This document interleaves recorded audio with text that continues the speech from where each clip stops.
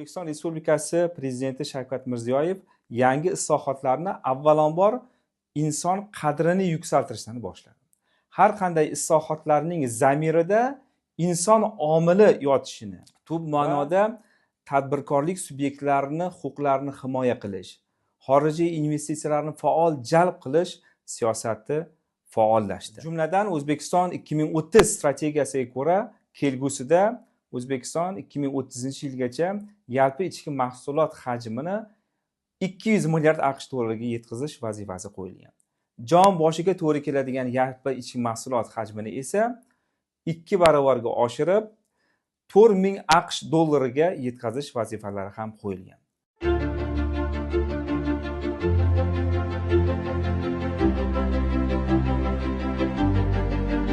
Yangi O'zbekiston 2017-yildan boshlab ijtimoiy-iqtisodiy hayotida tub o'zgarishlar kuzatila boshladi. Buning asosiy sababi, buning zamirida yotgan asosiy voqea bu yangi O'zbekiston konsepsiyasini hayotga, ya'ni ijtimoiy, iqtisodiy, madaniy, siyosiy sohalarga tatbiq etilgani bo'ldi. Darhaqiqat, O'zbekiston Respublikasi Prezidenti Shavkat Mirziyoyev yangi islohotlarni avvalambor inson qadrini yuksaltirishdan boshladi.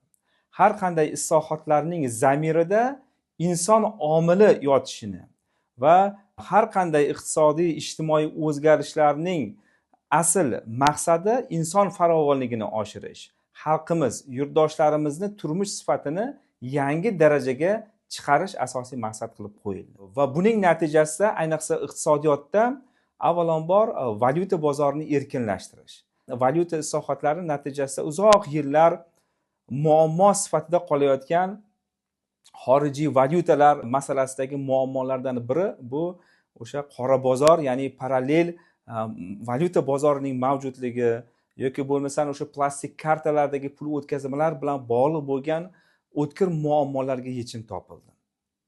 Tub ma'noda tadbirkorlik subyektlarini huquqlarini himoya qilish, xorijiy investitsiyalarni faol jalb qilish siyosati faollashdi. Jumladan O'zbekiston 2030 strategiyasiga ko'ra kelgusida O'zbekiston 2030-yilgacha yalpi ichki mahsulot hajmini 200 milliard AQSh dollariga yetkazish vazifasi qo'yilgan.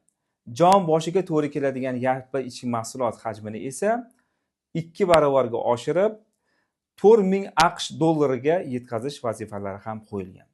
Shu o'rinda yana bir xususiyatni alohida ta'kidlashimiz kerakki, O'zbekiston xalqaro hamjamiyatda ham faol o'yinchi sifatida o'zini namoyon etdi.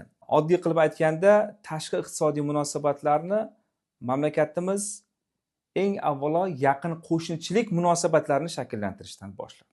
Va eng asosiysi, O'zbekiston tashabbusi bilan Markaziy Osiyo birlashdi. Ya'ni Markaziy Osiyo plus formati paydo bo'ldi. Boshqacha aytganda bu C5 plus formati deyiladi. Bu Markaziy Osiyo mamlakatlarini 5 ta mamlakatni o'zida mujassam etgan yaxlit bir subyekt sifatida qolgan mamlakatlar bilan, ya'ni Amerika Qo'shma Shtatlari, Yevropa Ittifoqi, Xitoy, Rossiya, Turkiya kabi dunyoning yetakchi mamlakatlari bilan Markaziy Osiyo yaxlit bir subyekt sifatida o'zini namoyon eta boshladi.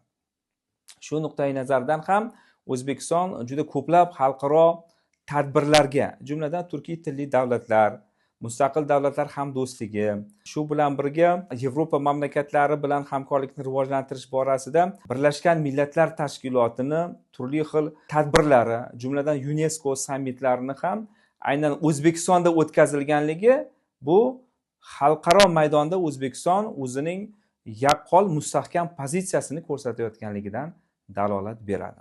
Yevropa Ittifoqi mamlakatlari bilan iqtisodiy hamkorlikning mustahkamlanishi natijasida Yevropa bozoriga ham O'zbekistondan 6000 dan ortiq mahsulotlarni imtiyozli ravishda eksport qilish imkoniyati yaratildi. Oddiy so'z bilan aytganda, Yevropa o'z bozorini O'zbekistonga ochdi. Bu esa o'sha GSP Plus dasturi orqali ham amalga oshirilmoqda. Xulosa qilib aytishimiz mumkinki, yangi O'zbekistonni shakllantirish borasidagi yutuqlar bu avvalambor yangi davrning boshlanishi. Shu bilan birga ijtimoiy adolat, demokratik islohotlar, iqtisodiyotni liberallashtirish kabi keng ko'lamdagi ijobiy o'zgarishlar avvalambor xalqimizni farovonligini oshirishga, har bir xonadonimizni dasturxonini to'kin bo'lishiga, har bir yurtdoshimizning hayot sifatini yangi bosqichga olib chiqishiga xizmat qiladi deb ishonamiz va barchamiz bunga harakat qilamiz.